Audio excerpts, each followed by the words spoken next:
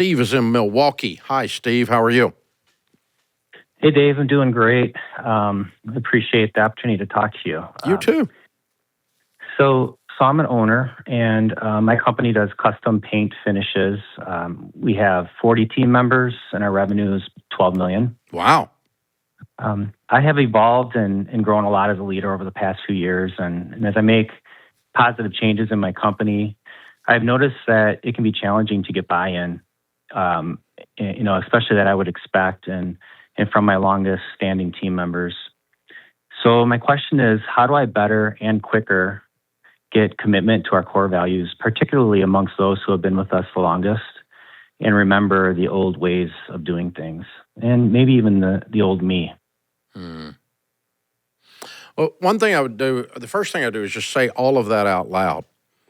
Some of you in this room are in staff meeting right now, and some of you in this room have been here a long time, and you remember a version of me that is different than I am now because I'm growing and changing.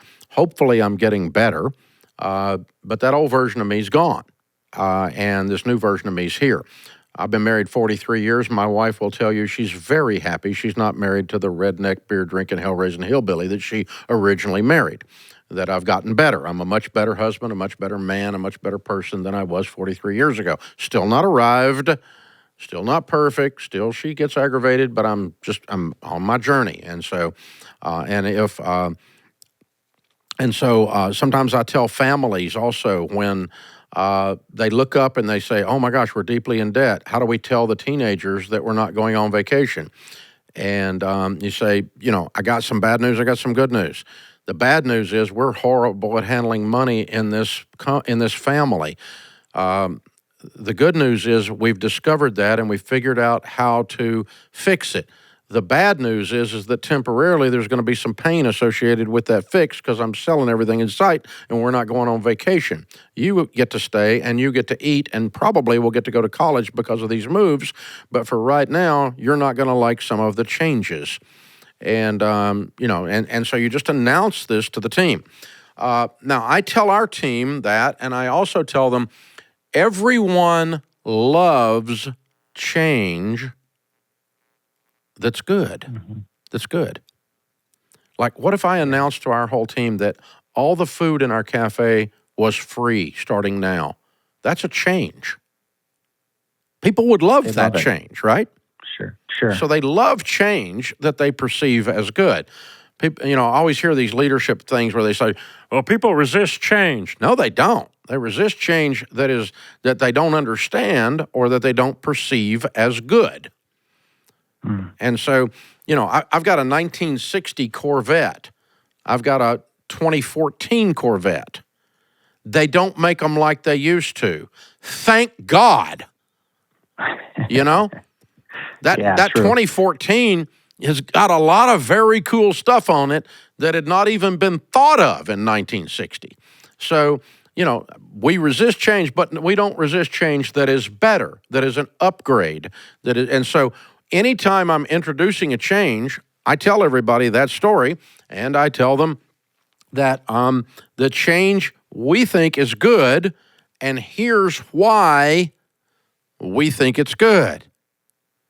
Now, you get to decide if you agree with me that this change is good, because the change is going to happen. The only thing that we don't know yet is how you're going to address the change. Do you think this is a good move and you're excited about it, or are you going to be resistant to change? And change is much like driving the car around a really sharp corner. Guys, sometimes when I whip left or I whip right, people get thrown out of the car. The centrifugal force of change, they can't hang on for the ride. And sometimes I lose some old-timers. Yeah. Because they're the ones that can't keep a grip for some reason. Sometimes I lose some new-timers, but they're ones I shouldn't have hired 6 months ago. And so, but it's really sad when the old-timer says, you know what, I don't like the way we're doing this and I'm out of here. It hurts your feelings. Mm-hmm. But it's necessary. So again, I say all of that out loud, and when you say all of that out loud, then to the team as a whole, and say, and we're making this change for that reason. We made a change to our health insurance not long ago, and it dropped everyone's cost. I said, we're going to make a change, and it's going to drop what you pay, and you're going to have the same coverage. Well, nobody disliked that change, right? That was an easy one to digest. So all of that to say, a lot of communication, and then explaining why we're doing this. Why. Here's our core value that we're doing. We're instituting this thought pattern. We're now doing one-on-ones for accountability across the whole company. We weren't doing but about 70%. Now we're doing it for everyone. Why? Because accountability one-on-ones helps everyone stay on the track, and it gives them a place to input with their leader what's going on with their lives. And so that's a change. If you don't want to do a one-on-one and be held accountable and have an opportunity to speak to your leader about problems and issues you've got, then you're not going to like it. But this is what we're doing, and it's a great idea because it's going to help everybody. And so, but we are all doing that. You may decide you're not a we anymore. Mm-hmm. And that's kind of how the speech was sound. Does that make any sense? Yeah, it makes a lot of sense. What did I miss? Hit on a few of the things. Well, one of the biggest challenges I find is getting people to work here like employee owners. And one of our core values is responsibility, and it speaks about that. And it's probably one of my most frustrating ones, and I don't know how to communicate that clear enough or get them to buy in and why that's good for them. Because we do that from staff meeting stage, and we do it in one-on-ones. So you mentioned one-on-ones for everyone. We're currently doing it for about 70%, like you said. Yeah. And you said everyone. Yeah, everyone, because that gives us an opportunity in private to have gentle, clear explanations early on in a frustration before it becomes a big frustration. Got it. And so that gives me the ability to look at across the room, and I've got a guy or a gal over here that's doing this one thing, and you say, okay, it looks, sit down with me here in a room, door closed, just the two of us. Now tell me, I think I'm seeing you not live out this core value.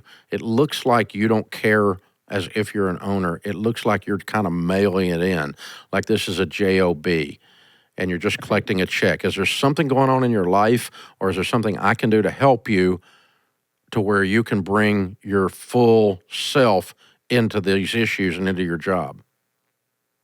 Okay. And I'm just going to, that's how it's going to sound the first time. Real gentle, but real clear. There was nothing unclear about what I said, right?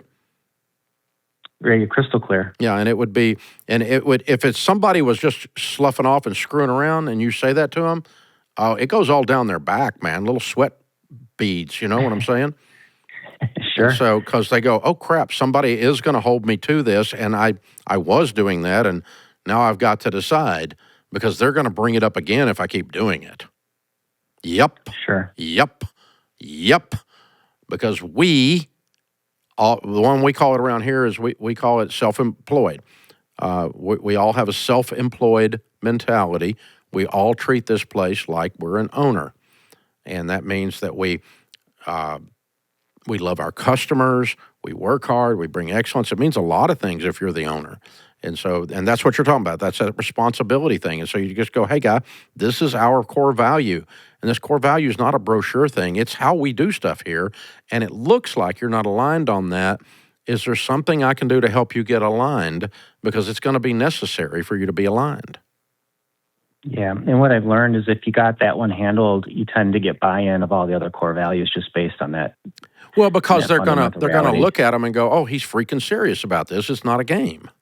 Yeah. Because most companies put up core values on the wall and then don't do any of them. And we did that for long enough and got real serious about them, and now I find myself frustrated. And maybe it's because I saw them on the wall. We didn't do nothing about them for so long. Yeah. It takes a little while to get everybody believing that we're really going to do this now. It does. Yeah, and it's okay. You can be gentle with folks, but at the end of the story, this is who we are now. And if you don't want to be a we, then that's your decision. It's a free country. But if you want to be a we, we're doing these things. Okay. That's what Ramsey, if you're Ramsey, that's what Ramsey looks like. And, we don't do it another way. We don't have another way of doing it here. This is the way we do it at Ramsey. And, we'll talk about it. We can coach you. We'll teach you. Sometimes someone, they're drag butting along, and then you find out they're having trouble at home. Their kid's sick or something. And then you can extend a little bit of grace and let them work through that it wasn't laziness and it wasn't lack of alignment. It's that they got their mind on something more important than work, and that's okay. We'll give them a little bit of room, but ask them, is there something going on at home, or is there some way I can help you? Is there a something in the business model that's keeping you from winning? Can I help you with that? But if you're just simply not bringing your best version of you, that's not going to be okay. That's where we're going with that. So, hey, man, you're a stud. You're killing it. That's pretty cool. That kind of $12 million with 40 people. That's stinking amazing right there. Well done, Steve. That's a really good question, too. I like letting you thank you for letting me get up on my soapbox about core values, because I think when you get aligned to those, it's a big part of building a business that you actually enjoy running and coming down to the office and talking to the people, the customers. When it's like herding cats and they're running all over the place and there's chaos, it takes a lot of the fun out of it.